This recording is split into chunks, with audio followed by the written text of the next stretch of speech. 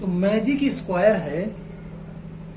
तो magic square क्या होते हैं, मैथ में आपने पढ़े होंगे। जैसे कि ये कोई मैजिक स्क्वायर है मान लेते हैं, तो इस नंबर का जो प्लस करके आए, जो इन तीनों नंबर का प्लस करके आए, इन तीनों का आए, वो तीनों ही क्या होने चाहिए, सेम। इन वाले कॉलम, इस वाले कॉलम, इस वाले कॉलम यदि तीनों को प्लस करते हैं तो वो भी इन्हीं के इक्वल आना चाहिए। इसी तरह से डायगोनल में ये डायगोनल और ये डायगोनल, इन तीनों को प्लस करें या इन तीनों को प्लस करें तो भी क्या, मतलब किसी भी तरह से, चाहे रोज को प्लस करें, ये आपकी रोज कहलाती है। जैसे ये आपकी कौन सी कहलाएगी, फर्स्ट रोज। ये कौन सी रो कहलाएगी, आपकी सेकेंड रो। ये आपकी कौन सी कहलाएगी, थर्ड रो। ये आपका क्या कहलाएगा, फर्स्ट कॉलम।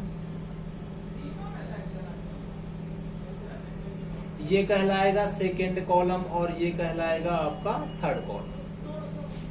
जो ऐसे होते हैं, टेढ़े टेढ़े होते हैं, स्लैंट होते हैं, तो ये वाला जो कहलाएगा आपका, वो कहलाएगा पहला डायगोनल, कोई सा भी बोल सकते हैं।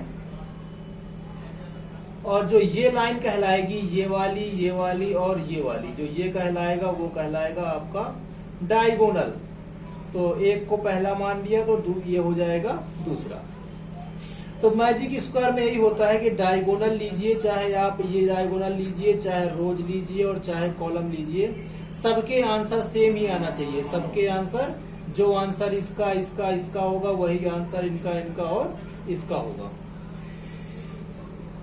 तो ये तो होता है मैजिक स्क्वायर। और जो मैंने अभी बताया है वही जो बात है इसमें लिख दिया गया है। क्या लिखा गया है कि सम ऑफ नंबर, अर्थात जो सम करके आए, वो चाहे रो की बात करे, इनकी बात करे, चाहे कॉलम की बात करे अर्थात इनकी बात करे, और चाहे अलोंग डायगोनल अर्थात चाहे इस डायगोनल की बात करे, चाहे इस डायगोनल की, वो सभी आंसर जो है सम करके वो क्या आना चाहिए, सेम।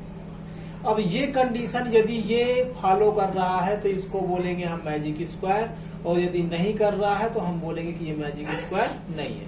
तो पहले हम चेक करते हैं रो फर्स्ट के लिए। तो फर्स्ट रो की बात करें हम तो तीनों का प्लस कर लेते हैं। तो 4/11, 9/11 और 2/11 प्लस करेंगे तो देख सकते हैं कि तीनों का एलसीएम 11 है। और जब डिनोमिनेटर, ये नीचे वाले नंबर कौन से होते हैं आपके, डिनोमिनेटर, यदि डिनोमिनेटर तीनों में, दोनों में जितना भी आपका सवाल है, यदि डिनोमिनेटर सेम है तो न्यूमरेटर को हम डायरेक्ट ही ऐड कर सकते हैं। डायरेक्ट ही ऐड अर्थात 492 को हम डायरेक्ट लिख सकते हैं और डायरेक्ट ऐड भी कर सकते हैं। तो 4 2 6 9 कितना हो गया आपका 15/4। तो यदि डिनोमिनेटर सेम है तो न्यूमरेटर को हम डायरेक्ट प्लस कर सकते हैं, और प्लस करके कितना आंसर आया है तो ये आया। इसी तरह से यदि हम सेकेंड रो की बात करें तो उनको भी डायरेक्ट प्लस कर सकते हैं। क्यों? क्योंकि डिनोमिनेटर तीनों के क्या है, सेम। तो 11 11 11, तो यहां पर लिखेंगे हम 11। डिनोमिनेटर को हम प्लस नहीं करते हैं, प्लस किसको करते हैं, न्यूमरेटर अर्थात ऊपर वालों को। तो 3 5 8 और 8 7 15, तो ये भी कितना आ जाएगा 50। थर्ड रो की बात करें तो थर्ड रो में क्या है, तो इसमें भी सब में 11 है नीचे, इसलिए 11 ही आएगा। तो ऊपर वाले सीधे ऐड हो जाएंगे, तो 8 1 9 और 9 6 50। तो देख सकते हैं तीनों के आंसर इक्वल हैं। कॉलम की बात करें तो column number first, column number first कौन सा कहलाएगा, ये वाला। तो 11 11 11 तीनों के डिनोमिनेटर सेम है, इसलिए न्यूमरेटर को हम डायरेक्ट ही प्लस कर सकते हैं। तो 4 3 7 7 8 15। कॉलम नंबर 2, यदि कॉलम नंबर 2 की बात करें तो ये वाला है। तीनों में देख सकते हैं क्या है, डिनोमिनेटर में 11 है, इसलिए न्यूमरेटर डायरेक्ट प्लस हो जाएंगे आपके।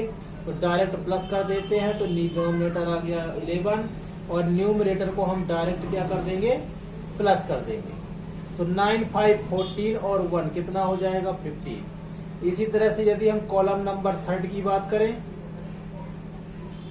तो तीनों में ही देखिए एलसीएम कितना है, वो तीनों में ही डिनोमिनेटर कितना है 11, तो न्यूमरेटर डायरेक्ट क्या हो जाएंगे प्लस, तो कितना है 276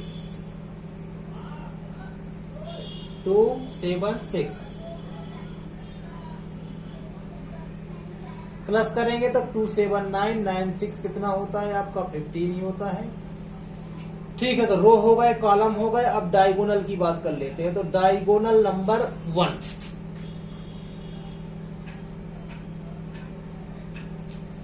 डायगोनल ये कहलाएगा, एक डायगोनल ये है और एक डायगोनल ये है। तो इसकी बात करते हैं। तो 11 11 11 तीनों में ही 11 है, तो 11 को एक बार लिखेंगे हम। न्यूमरेटर को प्लस करना है तो 2 5 8, तो तीनों को हमने कर दिया 2 5 और 8 को हमने प्लस कर दिया, तो ये भी कितना आ जाएगा आपका 15। यदि डायगोनल 2 की बात करें हम, तो डायगोनल 2 में क्या होगा आपका, तो ये है डायगोनल 2 आपका 11 11 11, तो इसका भी डिनोमिनेटर कितना आएगा 11। न्यूमरेटर की बात करें तो 4 5 और 6, 4 5 और 6 प्लस करेंगे तो 4 5 9 6 15 अपॉन 11। देख सकते हैं कि सभी के आंसर क्या है, इक्वल हैं। 15 15 15 15 सभी के देख सकते हैं 15 है। और यदि सारे आंसर का सम जो आया है वो इक्वल हो, सेम हो, तो वो क्या हो जाता है, मैजिक स्क्वायर। तो यही पूछा गया है कि कौन सा मैजिक स्क्वायर है और कौन सा मैजिक स्क्वायर नहीं है। तो हम बोल देंगे कि yes it is magic square. खामोशियां आवाज